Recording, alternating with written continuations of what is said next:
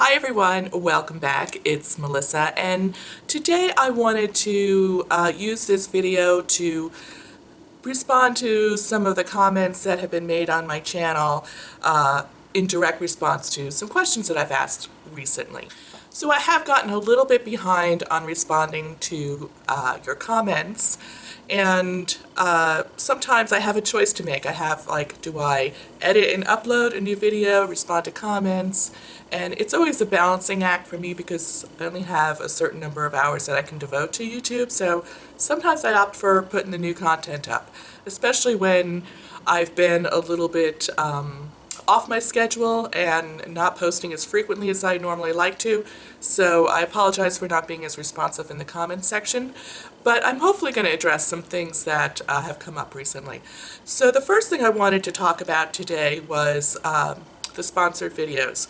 I asked you all a couple videos back how you felt about sponsored videos, and overwhelmingly everyone, I would say 99.9% of the people, really didn't have a problem with it, as long as the reviews were still honest and that kind of thing. And I really appreciated your feedback on that topic, and it's still one that I'm a little bit wrestling with because it feels a little icky to me. I have to say, at first I was like, oh great, I can pursue some sponsored videos if I want to, and then I'm like, will I really feel the same about talking about a product if I'm sponsored or not sponsored? So I really am still very much on the fence, and for now I do not have any sponsored videos up on my channel. Everything that is on my channel I have purchased myself. If and when I decide to do a sponsored video, I will certainly let you know. I have discovered a website that you can register for as a YouTuber and select products that you would like to review. And that's something that I might do instead, but I haven't found anything on there that I've been really that interested in. So the story continues with this, but I did really appreciate your feedback on this topic, and I'm still forming my own opinion on that as well. So the other question I've asked recently on a video is about clothing hauls, where sometimes by the time I have an opportunity to film them, sometimes the clothing is sold out. And basically what I heard from you all is that that doesn't really matter so much to you. It's more for the styling tips, the fit, that kind of thing, not so much that you're going to click through on a link and purchase something, which I think is fantastic, because what this does is it really opens up more opportunity for me to maybe do some outfits of the day using things that are in my closet, or some themed fashion type videos. So I'm contemplating some of that and coming up with some additional ideas there. So that was really very helpful information for me, and I appreciated all your feedback. However, I did learn a few other things that you definitely like when I try them on, which I'm just still getting used to that whole like modeling clothes things. It feels a little awkward for me. But you also are more interested in knowing, how it fits, what the size is, that kind of thing, for your reference if you're going to that website to purchase something. So that is something I'll keep in mind in the future. And I will continue to try things on as time permits in those type of videos. And the last thing I really wanted to address was how lovely your comments were surrounding Kate's graduation, all the well wishes that you passed on to her. I know she read through all of those and she was really pleased. And also on the congratulations on our baby news. So that really warmed my heart as well, and I'm still wrapping my brain around that whole thing. Just saying. So from time to time I get asked questions about if I use Retin-A on my skin, and I don't use Retin-A on my skin. I have tried Retin-A, and for some reason I just don't manage to keep up with it. I really don't know why. Is it, something I don't like the texture, the way it feels on my face. I tend to use more retinol-based products, which are, a little bit more gentle on your skin, but you don't get as dramatic results. So I sometimes look at people who are using Retin-A and I'm like, dang, I should use some Retin-A, but I just haven't I haven't gone back to trying that again. If I do, I will certainly share my journey there with you. And I know this will probably spur some questions about skincare in general. I am planning an updated skincare video for you all, and I'm also including some drugstore options. So I'm in the middle of testing some of those drugstore options, but that should be coming up very soon. I would say within the next month or so. So recently I posted a store attack where you use an ice cube tray to organize your single eyeshadows, which I thought was brilliant and you all really loved. And one of my viewers asked me if I have a way of storing brushes and keeping those organized. And I tried to explain to her in the comment what I use, but I thought I would bring them down here today and share them with you as well, because there may be others who are interested in this. And I actually use two different things to store my brushes in. And the first is I have this vase. I don't think it's an antique, but it might be. But it's a vase that I use to keep my bigger brushes in, my face brushes and blush brushes. And I also keep my spare beauty blenders in here as well. So I keep my bigger brushes in a vase like this. And then for my smaller brushes, I keep them in this, which is really a pencil cup from Target, but it's so pretty. And it has, hopefully I can show you this. It has 4 sections in there, so you can divide your brushes by different types or tools or whatever suits your collection the best. You could certainly use one for collecting used brushes so that you can just grab those and wash them. I also use them to keep my mascaras in and some other miscellaneous tools. But this is just cardboard that has really pretty paper on it. So I got that at Target probably 2 years ago, maybe 3 years ago.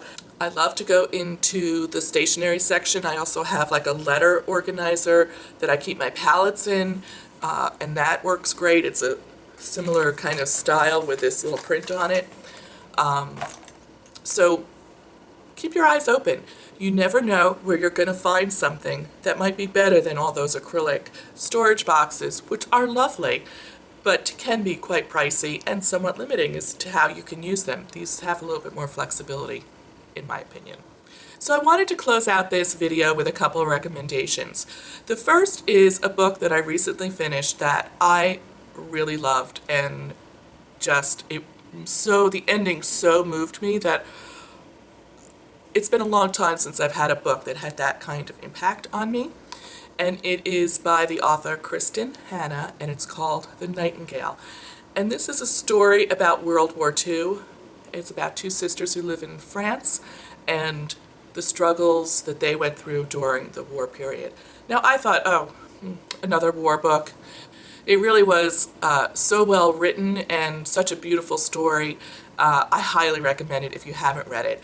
While I was online getting the screenshot to show you what the cover looked like, I did notice on Goodreads that they are under contract to make this into a movie. So the screenplay is being written and it is going to become a movie at some point in the future. Who knows when that is?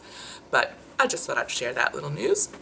And I have 2 YouTube recommendations. Now the first one is this beautiful young woman. Her name is Alisa Ashley, and I will include a link to her channel down below. She is just drop dead gorgeous, but she has hooded eyes, and it's hard to find someone who truly has hooded eyes making videos. A lot of people say, oh, I have hooded eyes. They don't really have hooded eyes, but she does, and she does some really fabulous videos, and she likes to play around with color. So if you like color, she is a good one to check out for not only the technique on hooded eyes, but also she has such a great use of color, and she's just adorable. So definitely check her out. And the next one is a really different kind of YouTuber. Her name is Drac Makens, and she is gothic. She's a goth girl. She has such great technique in applying eyeshadows that you can easily take some of her looks that are a little bit out there and apply them down to something that would work for you. I just find her fascinating. She's so different, and I like to be inspired by people who are different because you get some awesome ideas. I'm going to include a playlist of hers where she's done a whole series on neutral eye looks that are unique, and I was blown away by that. I highly recommend watching it, even though she's different, but really like a genuine person, and she is what she is, and she's not apologetic for it, so there's that. So I'm going to finish up this video with a recap of some of the products I'm wearing on my face. I often get asked on my videos, what are you wearing? What's your lipstick? What's this? And sometimes there are weeks that go by between the time that I film something and the time it edits and gets uploaded, and I don't always remember. So I thought I would include this on videos where I'm not actually doing like a tutorial and showing you product by what I'm wearing. So let me know if you like this. So let me know if you like this feature, and I can continue to do this where appropriate. So I'm going to start off with my foundation. I'm using the Sephora Airbrush foundation, and my shade is light. On my eyes today, I pulled out the Urban Decay Naked Smoky palette, and Combust and 13 on my brow bone, 13 kind of as a first layer into my crease and just kind of as a base, and then Password, this gray color, in my crease, and Armor on my lid. Kind of a little smoky look today.